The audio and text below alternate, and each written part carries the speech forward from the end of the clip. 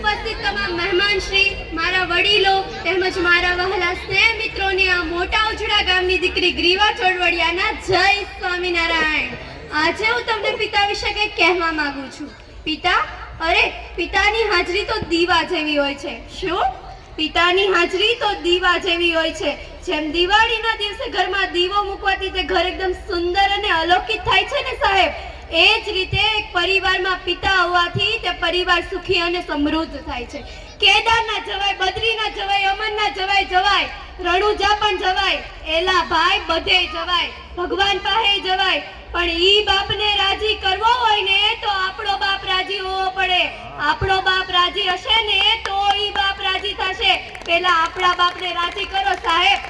તમે હરિદ્વારની જાત્રા પપ્પાની ટિકિટ લખાવીને કરાવી દો ને, એ જાત્રામાં મજા નથી। પણ તમે હરિદ્વારની જાત્રાના એક એક ક્ષણે પિતા સાથે સંવાદ કરતા કરતા મુસાફરી કરો ને, એ જાત્રામાં બહુ મજા છે। અને એ સંવાદની આપણા સૌને અહીંયા સૌથી મોટી જરૂરિયાત છે સાહેબ। માતા ઘરનું માંગલ્ય હોય તો પિતા ઘરનું અસ્તિત્વ છે। માતા તો રડી પણ શકે છે પણ પિતા તો રડી પણ નથી શકતા સાહેબ। આપણે માતા યશોદા અને માતા દેવકીના કાર્યની પ્રશંસા અવશ્ય કરીએ, પણ નદીના પૂરમાંથી મધરાત્રે બાળકને માથા પર સુરક્ષિત લઈ જનારા વાસુદેવને કેમ ભૂલી જઈએ? આપણે જ્યારે આ દુનિયામાં આવવાના હતા ને એ પહેલા તો પિતાએ એના બધા શોખ બંધ કરી દીધા હતા સાહેબ। આપણે જ્યારે દુનિયામાં આવ્યા ને એટલે પિતાએ એને ગમતી વસ્તુઓ બંધ કરી દીધી। બાળક જ્યારે 5 વર્ષનું થાય છે ને ત્યારે પિતા ફક્ત પોતાને ગમતી વસ્તુ કે ગમતા શોખ નહીં પણ પોતાને ભાવતું ભોજન પણ બંધ કરી દે છે। એક બાપ ઘસાઈ જાય છે બાળકોના શિક્ષણ પાછળ। આ વળી ગયેલી કળ આમ જ નથી વળી, એ તમારા બધાનો ભાર ઉચકતા વળી છે। આ ઝૂકી ગયેલી ગરદન આમ જ નથી ઝૂકી, એ તમારા સંતાનોની જવાબદારીના કારણે ઝૂકી છે। આપણે જોયેલું જ છે સાહેબ કે પિતા અને પુત્રનો છે ને ઘણા બધા ઘરોમાં કંઈક સંબંધ અલગ જ લેવલનો હોય છે। એ બંને વચ્ચે પ્રેમ અઢળક હોય પણ ઝઘડાઓ પણ થતા હોય। આ ઝઘડાઓનું કારણ શું? આ ઝઘડાઓનું કારણ છે ઈગો, અહંકાર। જો પિતા પોતાનો ઈગો છોડે ને પુત્ર પોતાનો ઈગો છોડે ને તો એ બંનેના ઝઘડા સરખા થઈ શકે છે।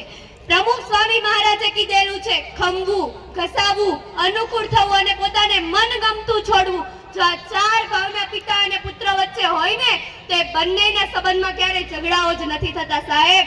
માફી, મિલન, મહિમા અને મદદ, આ 4 ભાવના તો પિતા અને પુત્ર વચ્ચે ફરજિયાતપણે હોવી જ જોઈએ।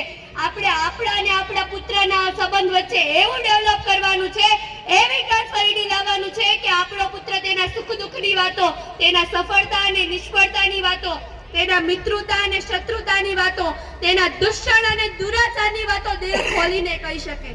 આજના આધુનિક યુગમાં આપણે આપણા પિતાને બધું જ દઈ શકીએ છીએ, સારું ભોજન, સારી સગવડ, સારા કપડાં, પણ શું નથી દઈ શકતા સાહેબ? એક જ વસ્તુ નથી દઈ શકતા સાહેબ, એ છે આપણો સમય। આજના આધુનિક યુગમાં આપણે આપણા પિતાને આપણો સમય જ નથી દઈ શકતા અને એની જ આપણા પિતાને સૌથી મોટી જરૂરિયાત છે સાહેબ। છેલ્લે સમયને ધ્યાનમાં રાખતા મેરા છેલ્લા શબ્દ કહ્યું, મારી વાણીને વિરામ આપીશ કે પિતા તો પ્રાણ છે, પિતા તો મહાન છે, પિતા તો જગ અને જહાન છે સાહેબ। દરિયામાં જેટલો સાર છે, ગીતામાં જેટલો સર છે એટલો તો એક શબ્દ પર ભાર છે। એ શબ્દ ને એટલે જ પિતા। જય સ્વામિનારાયણ।